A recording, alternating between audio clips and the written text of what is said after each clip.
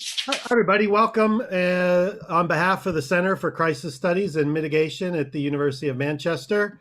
My name is David Schultz. I'm a professor of synoptic meteorology and PI of the center. The purpose of our center is to develop a wide network across the university to bring together researchers in different disciplines who all work on natural hazards and their impacts on society. Anyone can join, so please get in touch if you're interested in being a member. You can sign up for our network on our webpage, or you can just email me. To stay informed of our activities, please follow us on Twitter at Crisis Studies, and you can check out our website for event updates and the video postings. This is another one of our continuing webinars in our series that's been going on since June. Many of them are recorded and online at our YouTube channel. Our next seminar is Professor Tim Garrett of the University of Utah. His talk will be at 4 p.m. British time on 9th of February, and the title is Jevons Paradox: Why Increasing Energy Efficiency Will Accelerate Global Climate Change. So the format of today's talk will be as follows. During the seminar, you can enter your questions in the chat box, and we'll do our best to get to them all during the question and answer session at the end. For now, let me introduce our speaker. Dr. Fernley is Associate Professor of Science and Technology Studies at University College London.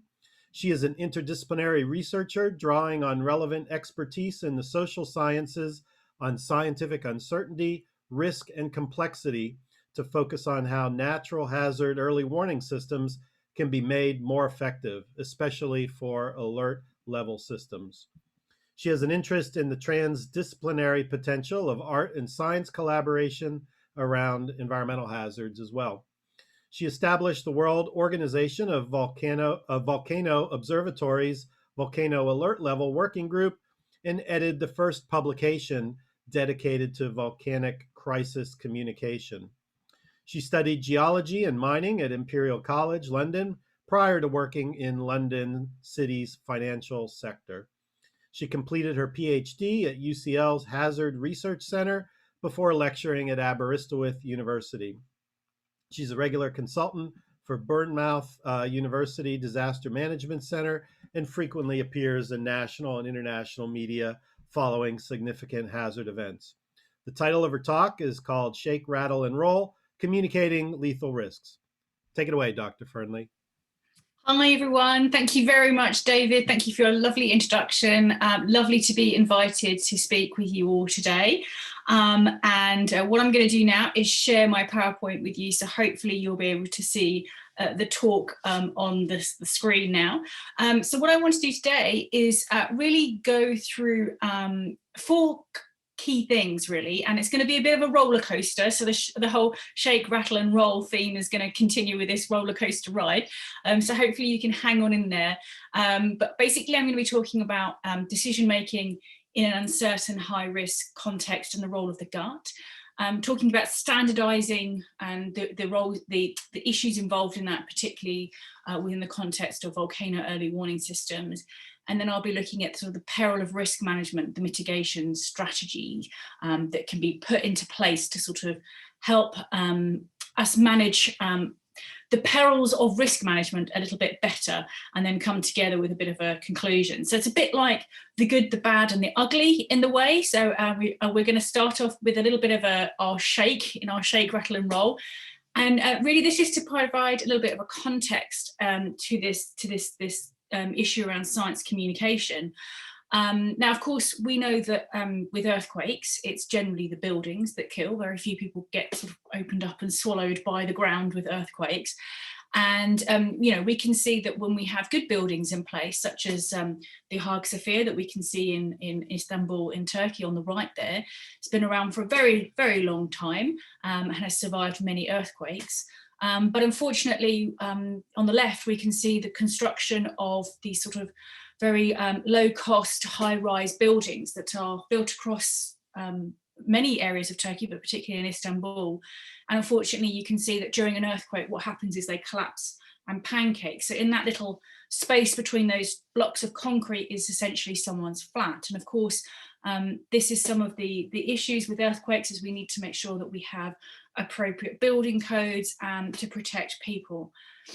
But it can go wrong, and we know that it can go wrong based on the L'Aquila catastrophe from the earthquake that happened in 2009 in Italy, where more than 300 people died. And of course, you may remember this was an event where it was quite a staggering event, and it had a massive consequence, which I'll talk about in a minute.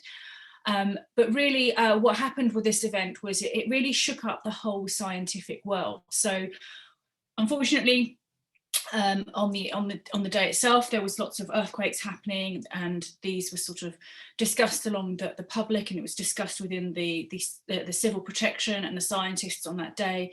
And then they came out from that meeting and gave a press release and sort of basically kind of said, you know, don't worry about it, just relax, have a nice glass of red wine, sort of famous quote, and don't worry about it. And that was actually quite poor science communication, because of course, just as we don't know when the big earthquake's going to strike, we also don't know, you know, when it's not going to strike. And just because we've got lots of little earthquakes doesn't mean that there isn't going to be a big earthquake. And so the assumption was that there wouldn't be a larger earthquake because of these little ones. And unfortunately, 300 people who perhaps may have evacuated their houses or taken different options on the basis of the information that was given, which was to stay at home and not to worry, lost their lives.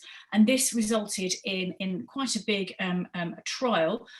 So there was a big court case put together, which was basically initially talking about the scientists and how the scientists couldn't be expected to predict an earthquake. And there was around 5,000 researchers sent a letter to the Prime Minister at the time to sort of end the investigation of these scientists and emergency managers or civil protection, this sort of witch hunt to sort of blame them because it wasn't possible to predict the earthquake. But this was actually really to miss the main point, really, which was that what actually happened was that incomplete, imprecise and contradictory information had been given to a public, which meant that they weren't able to make informed decisions.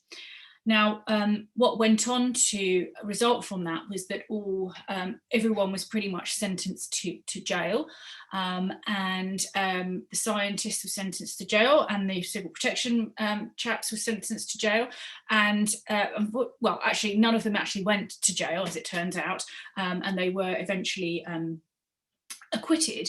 Apart from the civil protection two chaps who had to, I believe they spent some time in jail, I'm not sure quite, but anyway, that's more about Italian politics than disaster management. But what was really important was that the shock waves from this event were absolutely enormous, because what happened was that scientists suddenly became very scared to speak out about a disaster and the science behind it and trying to prevent those. And this created a huge problem. So, for example, I was going to conferences on volcanoes around the world, and all of a sudden I was seeing my colleagues, my peers across the world just suddenly going, I don't want to comment on this because I don't want to end up in jail.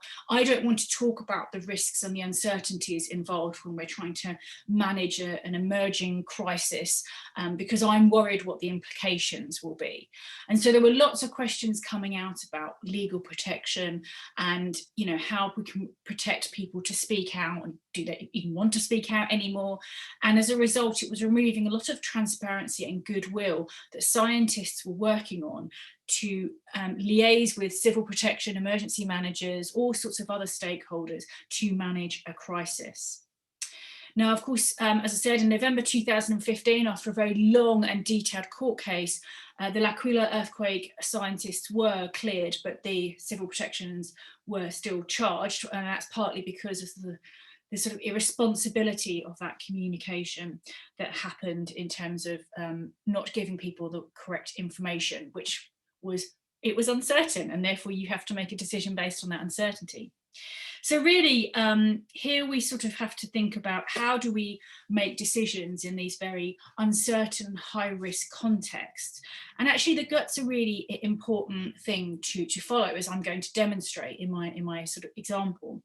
And I guess this is the example of when you don't heed your gut and you don't listen to the science. And this is an example of a volcano called Nevada de Ruiz in Colombia that in 1985 started to show some signs of activity, started to show that it was awakening, and the ice cap on the top of that volcano, as it's quite high up in the Andes, is a threat in the sense that even if the volcano doesn't have a very big eruption, it will melt that ice and create mud flows or lahars. And of course, what happened was that the local authorities and the scientists were sort of a bit concerned about what was going on. So the scientists then got involved and worked with the USGS, United States Geological Survey, who then went in to map the area. And they sort of did a geological map and they looked at the history, and you can see the sort of hazard map there on the slide. And you can see the yellow and the red veins coming out from that volcano. And those are those mud flows channeling down the valley and coming to the town of Armero, which you can see on the right there. Now, the city of Armero was the most populated area in as a community in the area, quite a significant population, and they were quite alarmed by these hazard maps. And so it was essentially rejected. The government sort of said, you know, this is too alarmist, we don't like what we're seeing, please can you redraw the map? And so they asked for this on the 12th of November, and unfortunately the eruption began on the 13th of November. And you can see from the red on this map is where the mud flows went, and of course they went where they'd gone in the past, and unfortunately 23,000 people died, 10,000 people were made homeless. And this city was 70 kilometers from the volcano. They couldn't even see the volcano.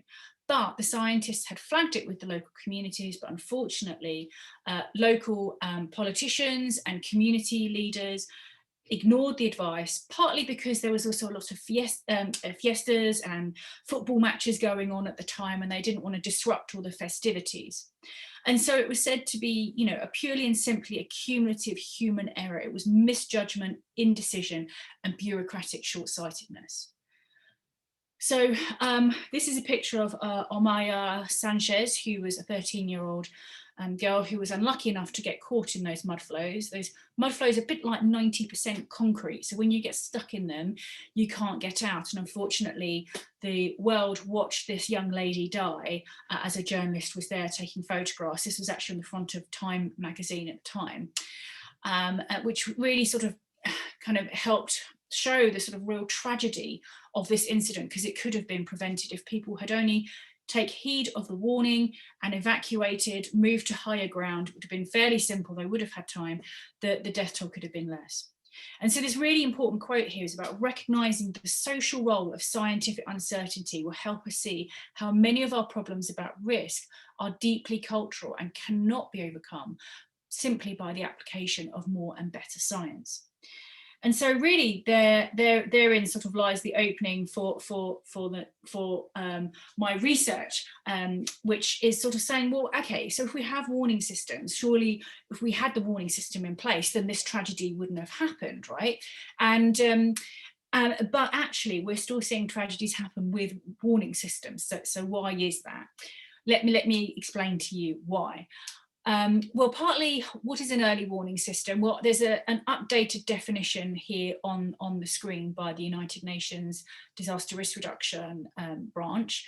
And really what's interesting is that lately it's been updated, and it really sort of talks about it being a set of preparedness activities and systems and processes that enables all sorts of different groups to take timely action to reduce disaster risk in advance of hazardous events. And that means bringing together everything from hazard monitoring, forecasting and prediction, disaster risk assessment, and of course, communication and the preparedness activities and planning together. So it's a really big tool, early warning systems, that bring together many aspects of disaster risk reduction to try and coordinate them so that when that warning hits, everybody knows what they're doing and they know where to go and they've been informed, and as you'll see through this lecture, things have been put into place appropriately. Now, of course, this means that for any hazard that we have an early warning system of, we need to have a number of indicators, monitoring of those indicators, being able to issue that warning. And that's usually where people think that an early warning stops, but it's actually got to involve communicating that warning. People have to receive that warning. They have to believe that warning as well. So many populations may not want to believe or don't believe in their government or agencies that are providing them information. And then lastly, they need to be able to act on that information. And this is actually really difficult because hazards vary in all sorts of different ways, in terms of spatially, their reach, in terms of time, how it changes over time, their function, what are they actually there for? Is it for the safety of the population? Is it for the environment? Is it for infrastructure? And of course for hazards. And then increasingly we're seeing not just one hazard happening at a time, multiple hazards and cascading hazards. So early warning systems are sort of incredibly complicated and have to deal with many complicated situations that may or may not be expected. The United Nations built this model in 2006 off the back of the Boxing Day tsunami, which we're talking about in a little bit, around risk knowledge and monitoring and warning services and dissemination, communication and response capacity. And they essentially said that these 4 components are absolutely vital and they need to be embedded in local communities and within people, and people focus. So it's all about how we can bring people's knowledge together and work together to create this early warning system. So with this in mind, I wanted to present to you a little bit of my PhD research, which is quite a little bit of quite a while ago now, but I chose to look at early warning systems around volcanoes, precisely because of issues like Nevada de Ruiz, and because they are some of the most complex and phenomenal phenomenon on the face of Earth and within the solar system. As you can see from this diagram, they present a huge amount of hazards that sort of occur over different temporalities and different spatialities, from the mud flows that we talked about to ash clouds, which we're going to be talking about a little bit in a bit as well, but also lava flows, volcanic bombs. These are rocks that are sizes of double-decker buses, for example, so your hard hat's not going to help you at that point, and pyroclastic flows. And then we have all sorts of additional hazards that can occur, tsunami, shockwaves, and then secondary impacts, which is generally on crop damage, climate change, poisoning, water and food contamination, health problems, and socioeconomic disruptions. They're pretty nasty beasts in the hazard world. And there is no more nasty beast than the pyroclastic flow, which is one of the most deadliest forces on the face of Earth. It's essentially a volcano that's erupting, that is unable to keep all its material, the millions of tons of rocks up into the atmosphere, which then collapses and then runs across the ground. And anything in its way will be completely destroyed. It's basically around, you're basically looking at a surge of debris, of hot ash, gas, glass, rocks coming at you about 1,000 degrees Celsius and traveling around 450 miles an hour. So not particularly nice. You won't have very long to think about it and consider your impending death. But the idea here is that, what volcanologists want to do is clearly make sure that populations are not living or around that volcano when it erupts. And this, of course, requires a precautionary principle because, of course, once the volcano erupts, it's too late to issue a warning for people to evacuate. So you have to get people off that volcano beforehand. And that's very difficult, as I'm sure you all appreciate the challenges of working in a precautionary way. So one of the ways that we can sort of manage this precautionary approach is actually using an alert level system.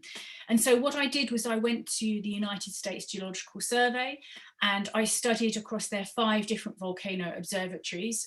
Long Valley is now part of the California Volcano Observatory, but they all had their own different alert level systems. And in 2006, they standardized it. And so I was interested in understanding a little bit better about how alert level systems, as a sort of microcosm of warning systems, communicate information, and how do they negotiate all these risks and uncertainties that are involved in a crisis.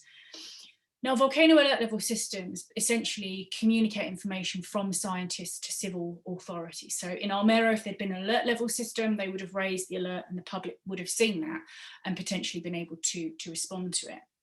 It really is generating a heads up about what's going on, about a volcano or any hazard, and it provides a bridge from the scientific information to practical actions and decisions. But they are quite linear. They tend to be 4 or 5 levels, and they have certain criteria that determine them. So this is an example of the Alaska Volcano Observatory's alert level system prior to standardization in 2006. And then this is the system that came into place in 2006. So you can see here they've adopted the same system as used for the Weather Service, with a normal advisory, watch and warning. And they have very clear criteria here in the description that's based purely on what the volcano is doing. So whatever the volcano, however it's behaving, that determines the alert level. And that's partly driven by the fact that certainly for many scientists around the world, the USA and probably the UK included, hazard is generally seen as the phenomenon. We monitor the hazard and the phenomenon, and anything to do with risk is basically how that phenomenon interacts with society, and that's risk, and that's basically someone else's job. And quite often those are very much desired to be separated. But of course, in reality, that's not necessarily the case, but we'll come back to that in a short moment. Now, there are, of course, I must say, there are some countries that do not take this approach, and there are many countries like Indonesia and the Philippines, for example, that do see hazard and risk as united, and they work with them together. So rather than separating them, they integrate them. So it was logical that at the time, many volcanologists were saying, well, okay, if we've got a volcano and it's increasing its activity and there's sort of stages of unrest, perhaps we can interpret these statistically and use that to form a criteria for deciding on an alert level, which of course makes perfect sort of sense. And of course, many probabilistic and statistical models are being used in crisis to assign all sorts of decision-making processes about what may happen. And in volcanology, Bayesian belief networks and expert solicitations have been used, and event trees, which you can see on the right there, to sort of show the probabilities of how this volcanic crisis may play out. Now, of course, when we say percentages, what does percentage mean? So this is a lovely graphic from Gerringer's book. I can never pronounce his name, but anyway, Garrett talks about how obviously percentages have different meanings for everyone. You know, if I said it was a 30% chance of rain today, what does that mean to you? Does that mean that you might pop a brolly in your bag or take your raincoat with you, or you're going to risk it? What does that 30% mean? You know, some people think it means that it's going to be sunny and 70% of the time and rainy 30% of the time. Others believe that 30% of the region are going to be raining, 70% isn't, or that 30% of meteorologists mean that they think it's going to rain. And of course, we're not very good at actually stating what that 30% chance of rain is, which is of course that on the conditions that are seeing right now, on 30% of those days it has actually rained. And of course then there's a whole level of what constitutes as rain, you know, how much rain is there to class it as rain. So we can see probabilities of course have a lot of questions of perception and understanding around them. So I really wanted to investigate whether this process of decision-making using probabilities would work by sort of understanding how alert level systems and work. And so I basically wanted to look in practice how that actually happens, how a decision is made, and how can we potentially use these quantitative tools. So my first finding was quite interesting, which was that basically volcanologists really struggle to understand what's going on at a volcano. And that's because there's lots of different volcanic styles, hazards and durations. Each volcano has its own behaviour. There's limited monitoring capabilities and resources, even at the USGS, which is, there's a very limited capacity across the world, and the USGS is generally pretty well stocked in terms of monitoring capacities, but that still has limitations. And many of the scientists felt that interpreting the monitoring data was actually more of an art form than a science. It was also challenging to know which alert level to put into which box. You know, when do we move from one box to another? And a lot of time was spent discussing that than rather what was happening. It's also interesting that they say that, each volcano has a different personality and behaves differently. So there's a lovely quote here that says, "When I try and describe this problem to people, I often use a medical analogy. You know, there's a tremendous amount of information about the population of people, about the percentage of people who have heart attacks, but when you come down to one person, you can't say, well, you are going to have a heart attack at the age of 63. We can say that 35% of the population will have a heart attack by 63, but we can't say anything about an individual. And so this idea of being able to perhaps pinpoint a probability around this volcano is not that useful. And indeed, as a consequence of that, of the sort of challenges of knowing what was going on, other warning systems were popping up at some of the volcano observatories, such as Hawaii here. One of the big issues around Hawaii is volcanic gases. And so they'd set up a whole separate warning system because, of course, the volcano is erupting all the time, but actually the level of gases and the impact that that has on people is changing quite frequently. And so they came up with a different system. Now, it's interesting because what do we mean by risk? And I like this diagram here by Thrisson that talks about how risk is essentially built up of vulnerability, resilience, hazard, and exposure. And of course, we see many equations and formula that try and sort of work this out. But essentially, risk is a very complex thing to understand. And if we think about risk as per what dear old Frank Knight said in the early 1900s, he talked about how science is actually, if we can't actually quantify risk, like we can with the dye, for example, then we're actually dealing with uncertainty. And I guess, in sort of answer to this issue about using probabilities, we can't know the risks because it's not something we can quantify. There are uncertainties. And equally, we've seen that risks are much more about just what's going on at the volcano. It's way more complicated than that. And it's very hard to determine what's going on. So on top of this, my second key finding was that actually the decision to move between an alert level wasn't just based on volcanic activity. So if it was, then perhaps we could use probabilities and sort of highlight all the limitations around that. But actually, the decision to move is more based on social, political, economic, and cultural context in which the alert level was situated. And this means understanding the user's needs and their ability to respond to a crisis. A plane can very quickly divert around a volcano that's erupting.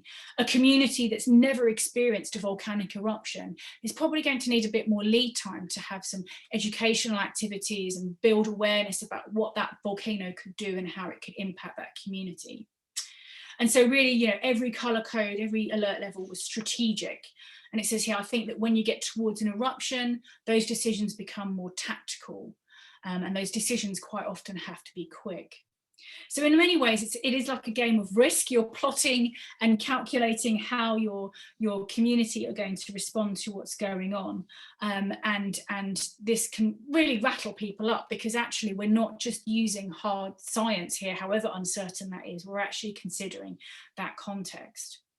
And what's really interesting is that when we start to sort of open up that box of what do we think about risk then, this thing that scientists often say is someone else's problem. Risk is actually, it's a lot more complicated than that. And actually this work by Andy Sterling really helps, I think, clarify some of the points that I've made already, which is that we're dealing with incertitude.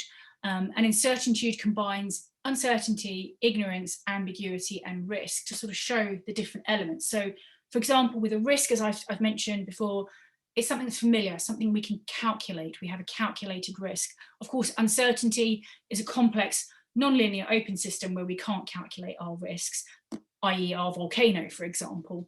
But on top of that, we have these things of ambiguity, contested framings or disagreements between different specialists or disciplines. I mean, if you gave the seismic data to 10 different seismologists, you'd probably get 10 different opinions about what that volcano is doing and when it's going to erupt. And beyond that, we have issues of trust and credibility, language, meaning, and values. And so this creates a huge amount of ambiguity around how we make sense of the uncertainty and what's going on and what risks that we're willing to take. And then on top of that, we have the ignorance, the black swan, or as I've recently discovered COVID-19 is classed as the black elephant, a combination of the black swan and the elephant in the room. So there you go, there's a new one. Quite like that one. But anyway, the ignorance, the sort of things that we're not aware of. And so you can see how actually perhaps just slapping a simple probabilistic equation onto assigning alert level is really not as simple as that. It's way more complicated than that. And then my third final finding of this bit of research is that essentially it's all about the timing.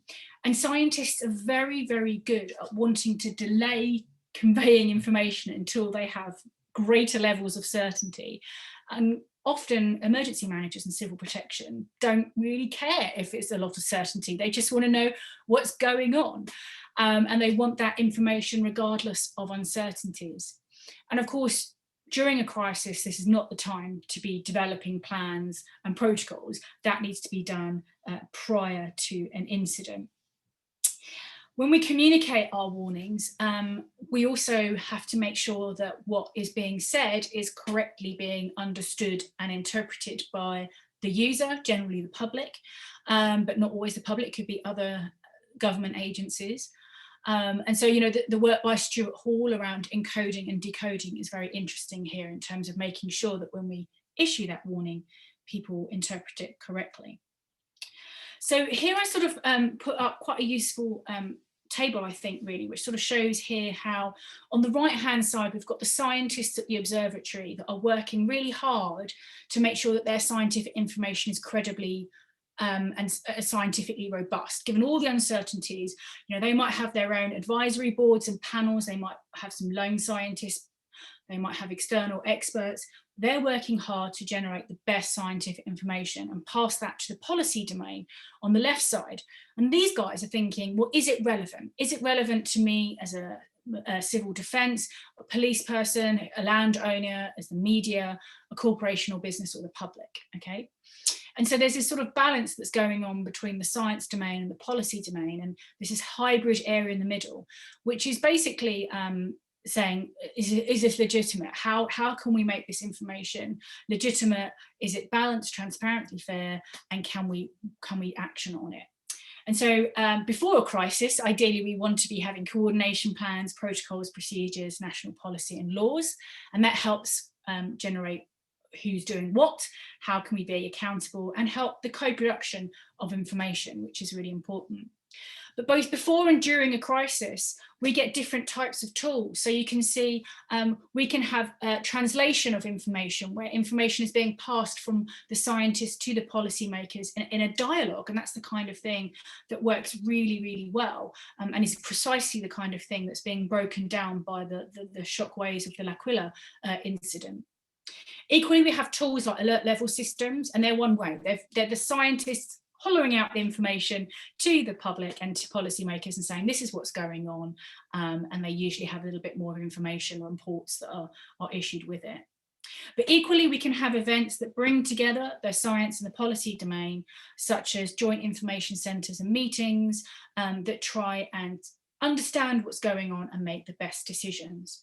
So it's really important, this research that I did was to sort of show how we have these communication tools in place and how they need to be set in place, before, during and after a crisis.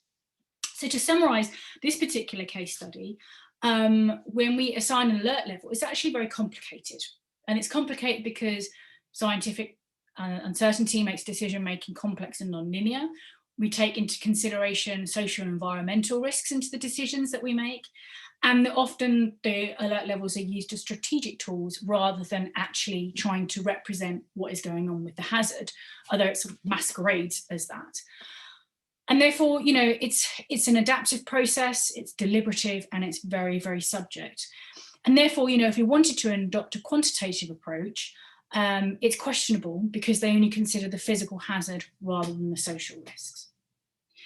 So it's kind of interesting because building on that research that I did, I worked with a lady called Carina Garcia, and we went back to that UN model of early warning systems and looking at those 4 different elements. And we reviewed a whole number of early warning systems around the world, including volcano early warning systems. And we found that quite often the failures that led to disasters are the things in the middle of that box. They are things like good governance, good decision making, preparedness, defining accountability, risk education, and so on. So it's actually the links between those 4 boxes that are so important to the success of an early warning system. And I think that certainly played out in my own research. So it's kind of like, the role of the gut here, the role of the gut in terms of interpreting the context, whether it's physical and social. That's the important part here in terms of really following your gut, and sometimes we can't quantify that or even rationalize it, but that seems to be sort of the way that we can have a successful warning system. But in recent times, we've had more and more conversations about how can we standardize warning systems. And this is going to be a very big conversation at some point around the pandemic that we're experiencing. Surprisingly enough, it's not a massive conversation right now. But just let me take you through an example of the Icelandic volcano in Eyjafjallajökull, which on March 20th, 2010 erupted like this, very beautifully, but then got a little bit nasty by the time we got to the 15th of April. And what happened was all airspace was closed, and this was on the basis of a historical event that I'm going to show you.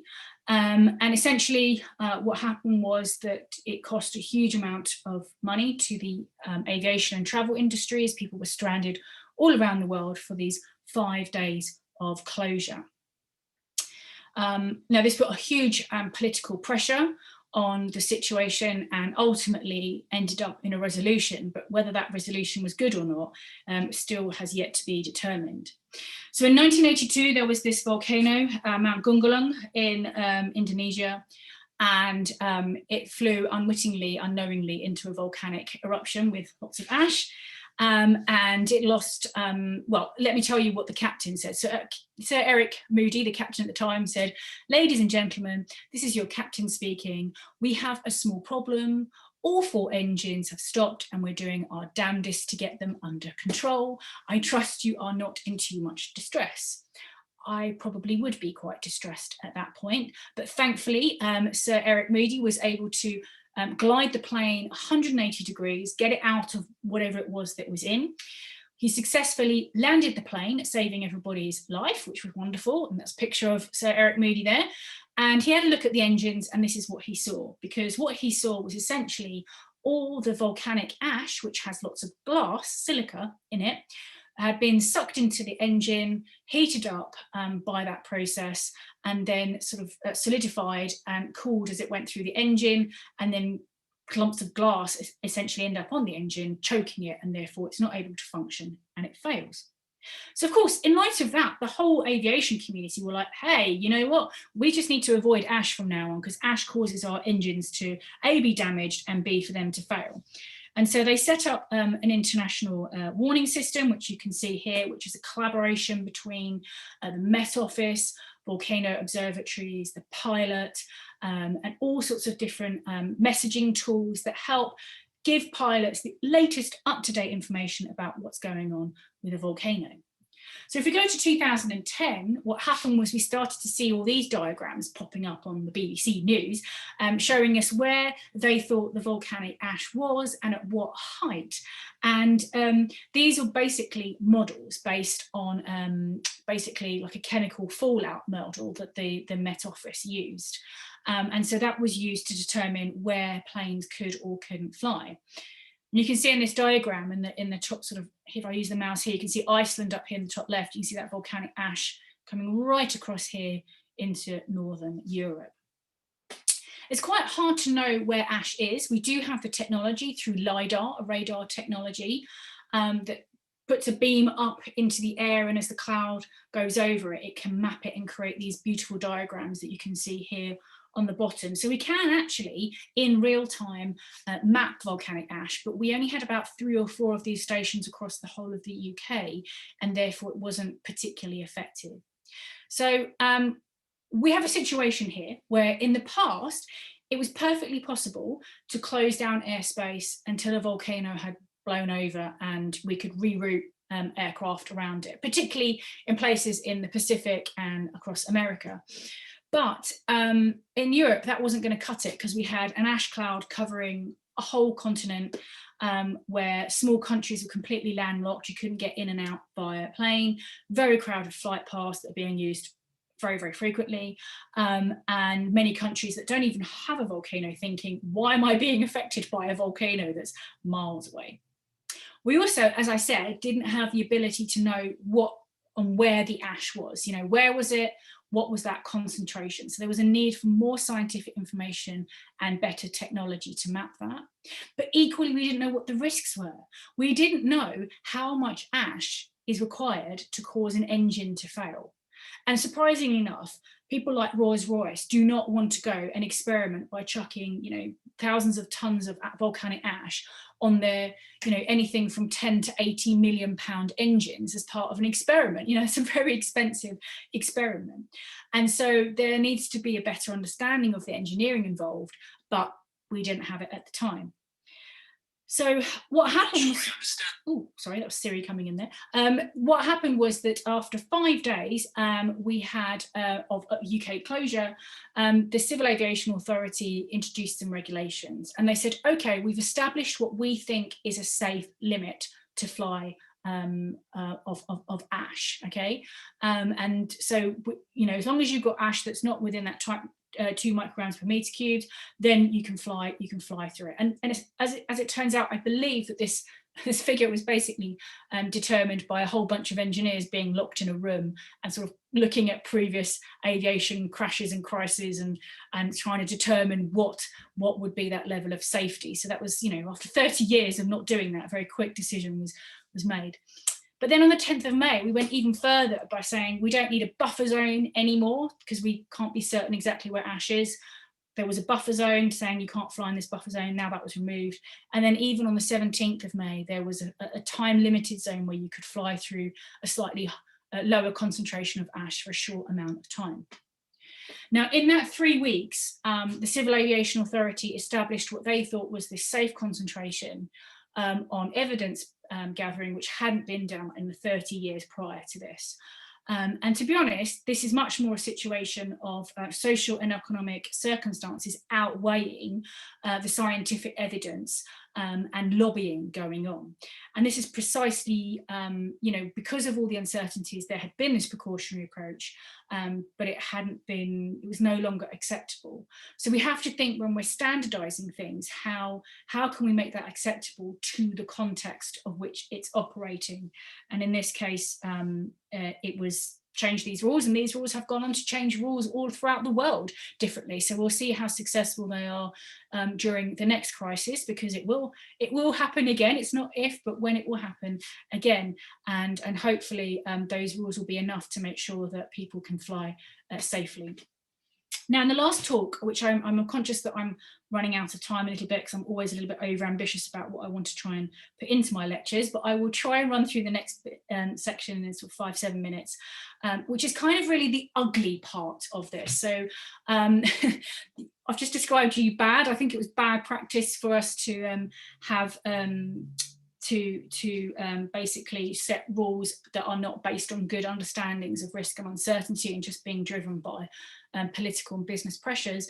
But that's the reality of it. This is kind of the ugly. This is where when we as human beings trying to intervene with a crisis perhaps create more problems. So you may of course remember the Boxing Day tsunami event in 2004. This was obviously a hugely devastating event. I won't go into too much detail, but as you are probably aware, one of the reasons that over 250,000 people died was because, again, there was no early warning system in place. And without an early warning system to trigger communication, not only did the people within close proximity of that tsunami die, but people who were also 3-4 hours away in terms of the tsunami wave hitting them died. And that's sort of, you know, the real tragedy here.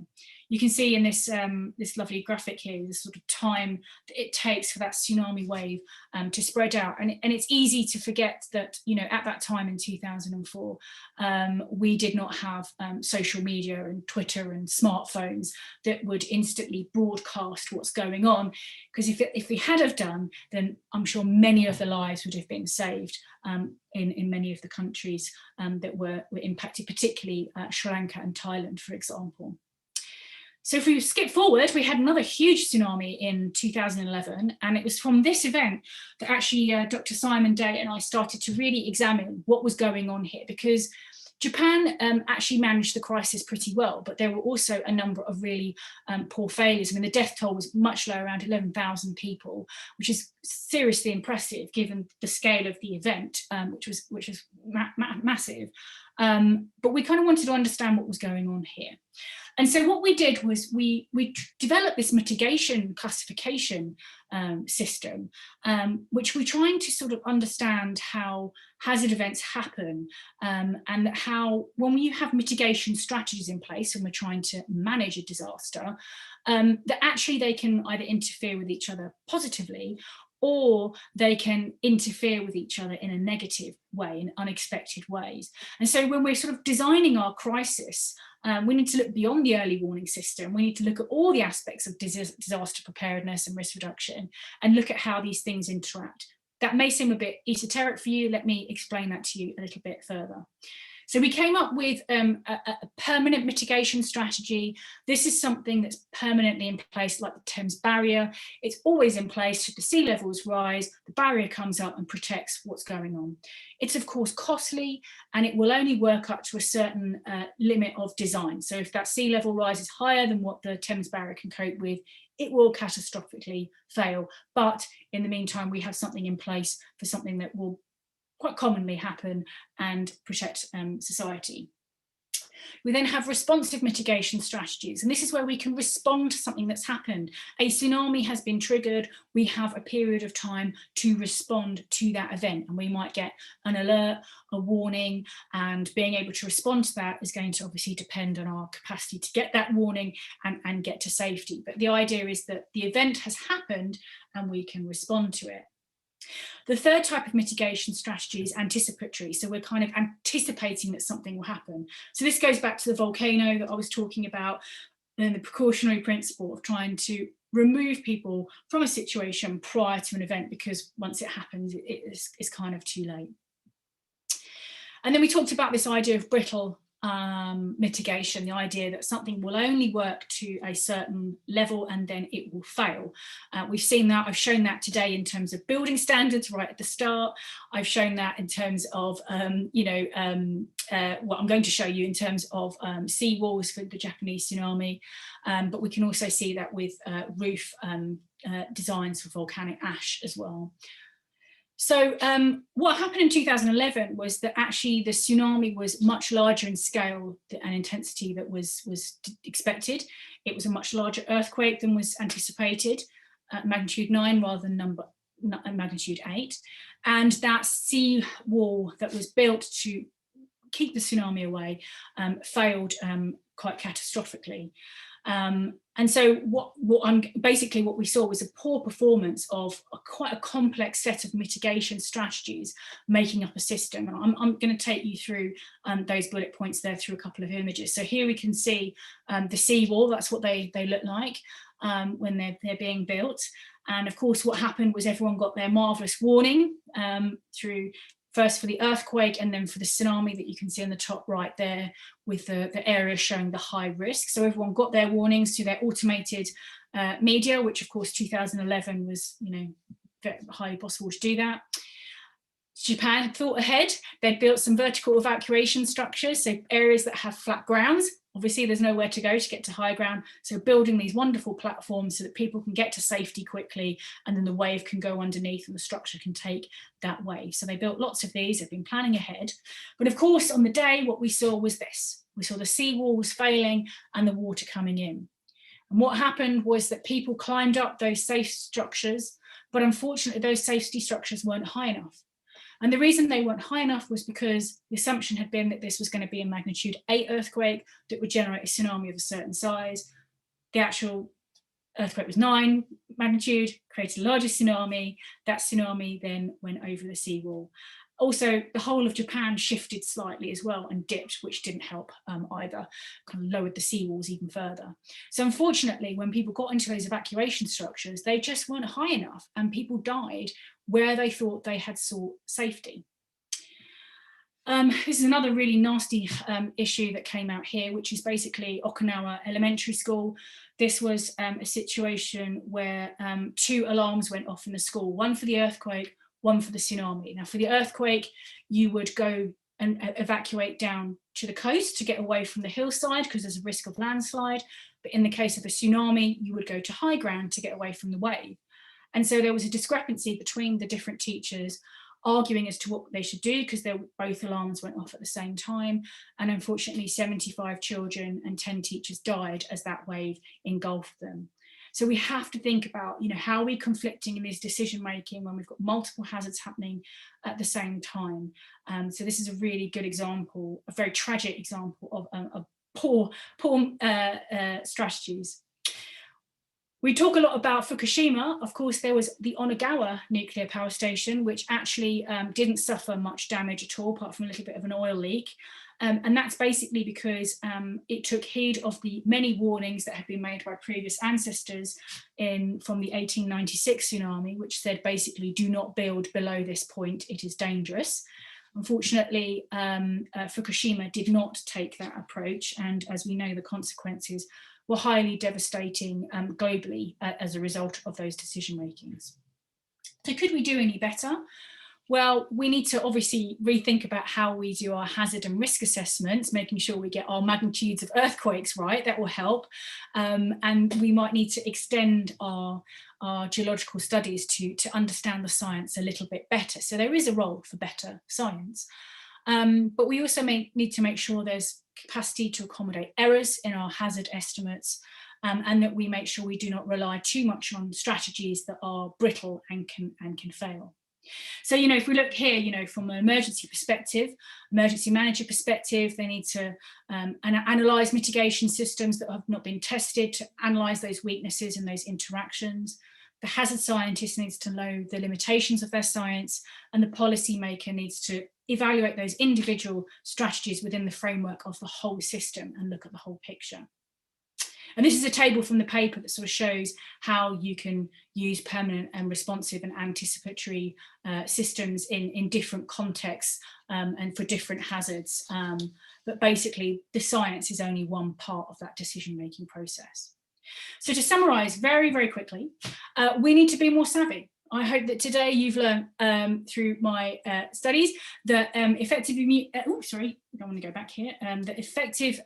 warning systems can clearly communicate uncertainty, that there are inherent uncertainties or incertitudes in scientific understandings, that local context is vital, and that considering risk is a very useful and practical thing to do.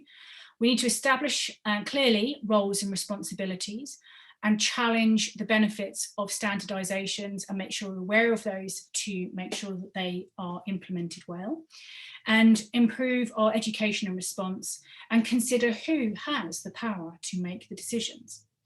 I used to work in the city in the financial sector, and the phrase was cash is king. And I think that in the disaster world, we could say that actually it is communication is king. If we have communication, we can address all the issues. Now, I'm just running out of time, so I'm just going to kind of very briefly talk about this. This is basically a diagram by Andy Sterling, which essentially is saying if we take this idea of uncertitude, then basically what we need to do is treat things differently. We can't just treat everything as a risk assessment when we're not dealing with risk. We need to have deliberative processes, precautionary appraisals, and prevention in the appropriate context. So I do encourage you to have a look at this wonderful framework. It really is a really good way of saying we can't just blanket put the plaster of risk assessment onto everything. We need to think a little bit more carefully about that. And that kind of comes back to the sort of quantification of the alert level system as well, and sort of the message that we need to be a bit more careful with that. So I guess my three takeaway points are that risk is often used incorrectly to represent uncertainty or incertitude, that we need to simplify and localize decisions in uncertain contexts, and we need to make sure that we understand interventions that mitigate against hazards so that they work together positively rather than resulting in unintended losses of life and costs. And we need to be savvier when it comes to uncertainty. And this is a book that I love by Garrett, who I've mentioned a few times. That's a really great book that discusses a lot of these issues in more depth.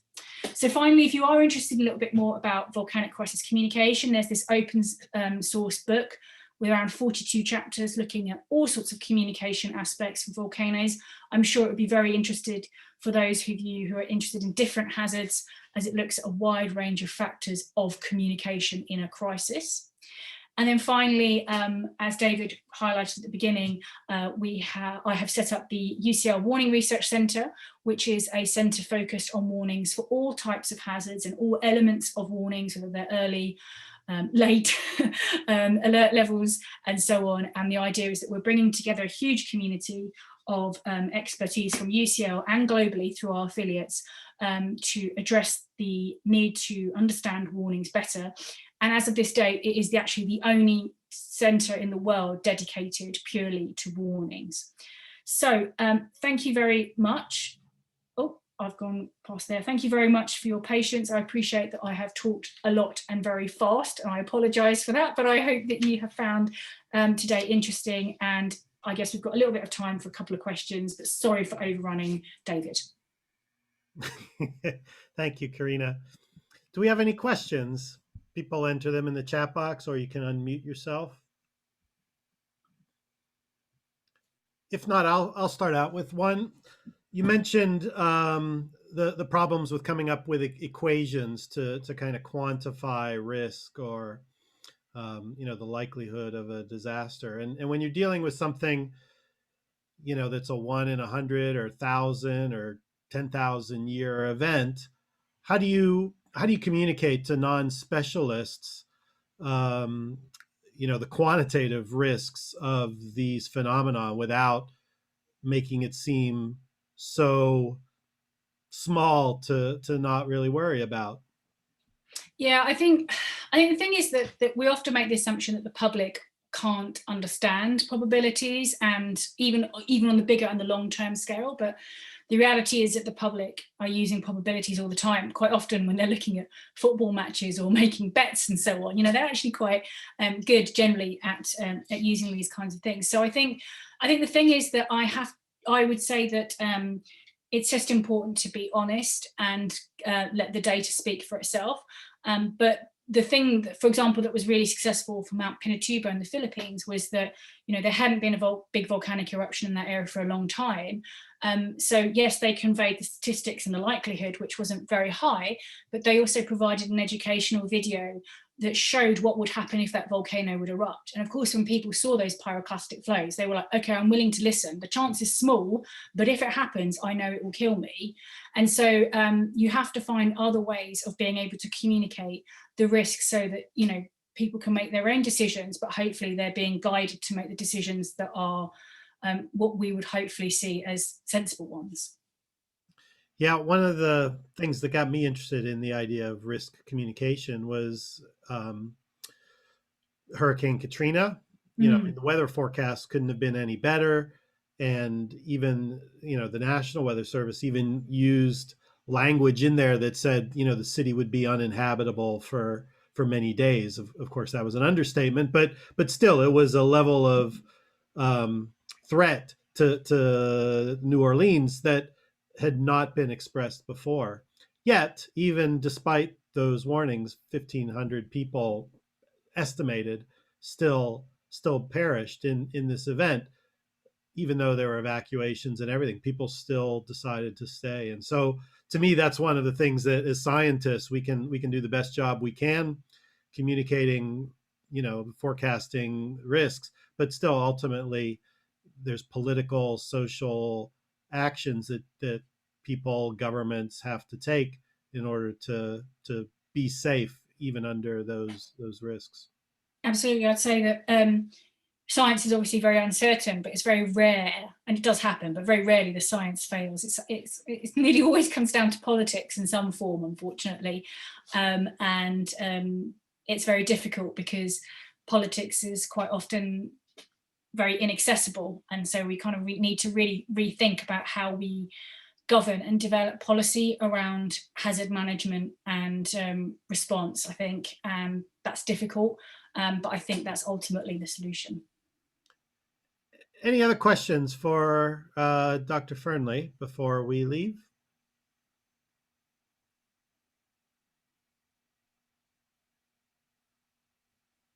Well, if anyone has any more questions, please do feel free to email me or to tweet it to me. However, I'll be very happy to address any questions that you have as a follow-up of today.